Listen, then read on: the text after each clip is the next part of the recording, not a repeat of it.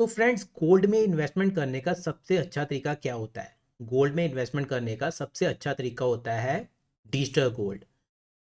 Physically जब आप gold खरीदते हो, मान लीजिए गोल्ड की ज्वेलरी खरीदते हो, तो वो सबसे बेकार तरीका है अगर आप गोल्ड को खरीद रहे हो इन्वेस्टमेंट पर्पस के लिए।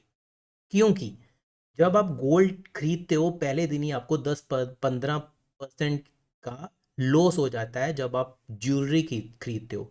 कैसे होता है? क्योंकि उस पर आपको लग जाते हैं मेकिंग चार्जेस, जीएसटी और भी थोड़े बहुत चार्जेस लग जाते हैं, जिसकी वजह से जब आप पहले दिन ही गोल्ड में इन्वेस्टमेंट करते हो, आप पहले दिन से ही लॉस में 10-15% के लॉस में चले जाते हो। लेकिन जब आप वही इन्वेस्टमेंट गोल्ड डिजिटल गोल्ड में करते हो, तो मान लीजिए आपने 1 लाख का गोल्ड खरीदा है, तो आपको 1 लाख का ही गोल्ड मिल जाता है और बिल्कुल सिक्योर होता है, गवर्नमेंट बैक्ड होता है और पूरा सिक्योर होता है। अगर आप सिक्योरिटी की बात कर रहे हो तो वो भी मैं आपको बता देता हूँ।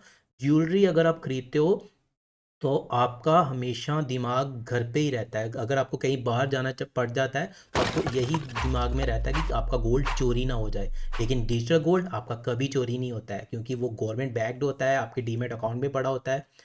जहाँ पे भी आप अकाउंट खोलेंगे वहाँ पे सेफली पड़ा होता है। और बैक्ड किसके बाद?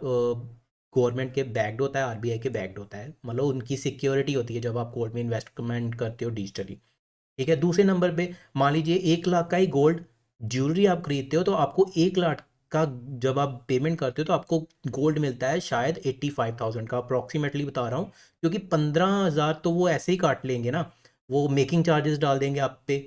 ठीक है, जीएसटी भी लग जाएगा 18%, कितना हो जितना भी होता है वो जीएसटी लग जाएगा। तो जब आप पहले दिन ही 1 लाख आपने इन्वेस्ट किया, आपको पहले दिन ही आपका वो 1,85,000 हो गया। ठीक है, पहले दिन ही आपको लॉस हो गया। और दूसरे नंबर पे आप जब मान लीजिए गोल्ड को बेचना चाहोगे, फिर वो फिर से चार्जेस डिडक्ट करके आपको ज्वेलर चार्जेस डिडक्ट करके आपको पेमेंट करेगा, फिर आपको घाटा पड़ गया। लेकिन आप जब डिजिटल गोल्ड में इन्वेस्टमेंट करोगे, मान लीजिए 1 लाख का गोल्ड मेरा 1,35,000 का हो गया है, तो मैं जब सेल करूंगा तो मुझे पूरे का पूरा 1,35,000 मिल जाएगा।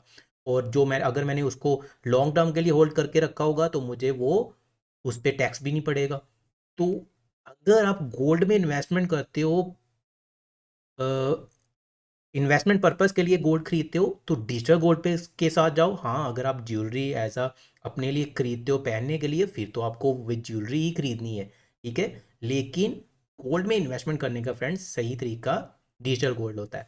डिजिटल गोल्ड कैसे खरीदते हैं? बहुत ईजी है फ्रेंड्स। नीचे डिस्क्रिप्शन सेक्शन में आपको जीरोधा का ऐप का लिंक मिल जाएगा, उस पर आपको क्लिक करके अपना अकाउंट खोलना है। सेबी से रजिस्टर्ड डीमेट अकाउंट है वहाँ आपका मिल जाएगा। आपको जीरोधा का जब आप अकाउंट खोलोगे तो आपको सेबी रजिस्टर्ड जीरोधा है, देश का नंबर 1 स्टॉक ब्रोकर है, ट्रस्टेड है। थोड़ी सी भी रिसर्च करनी हो आप कर सकते हो। One of the best platform है गोल्ड में इन्वेस्टमेंट करने का। वहाँ पे आप हर तरह के गोल्ड में इन्वेस्टमेंट कर सकते हो। अगले वीडियो में मैं आपको बताता हूँ कि कैसे आप डिजिटल गोल्ड में इन्वेस्टमेंट करोगे। इस वीडियो में मैंने समझाने की ट्राई किया है कि गोल्ड में अगर आपने इन्वेस्टमेंट करना है तो डिजिटल गोल्ड के साथ जाओ, ना कि ज्वेलरी खरीदो। ठीक है। पहले नंबर पे ज्वेलरी आज का सिक्योर नहीं है फ्रेंड्स, क्योंकि कभी भी चोरी हो सकती है, आपका पूरे का पूरा इन्वेस्टमेंट जाएगा। दूसरे नंबर पे आप जब खरीदते हो तब घाटा, बेचते हो तब घाटा। ठीक है, डिजिटल गोल्ड में ऐसा कुछ भी नहीं है। पहले नंबर पे सिक्योरिटी मिलेगी, आपका डिजिटल गोल्ड कभी चोरी नहीं होगा। दूसरे नंबर पे जब आप बेचोगे पूरे के पूरे पैसे मिलेंगे आपको, क्योंकि वो होता है 24 कैरेट गोल्ड का मूल, मतलब आपको 24 कैरेट के प्राइस के इक्वली उसका प्राइस मिलता है। ठीक है। तो अगर आप इसके बारे में नहीं जानते हो तो थोड़ी और रिसर्च करो, और नेक्स्ट वीडियो में मैं मिलता हूँ और आपको बताता हूँ कि कितनी तरह के डिजिटल गोल्ड होते हैं और उनमें कैसे इन्वेस्टमेंट करते हैं। ठीक है। Thank you very much for watching this video.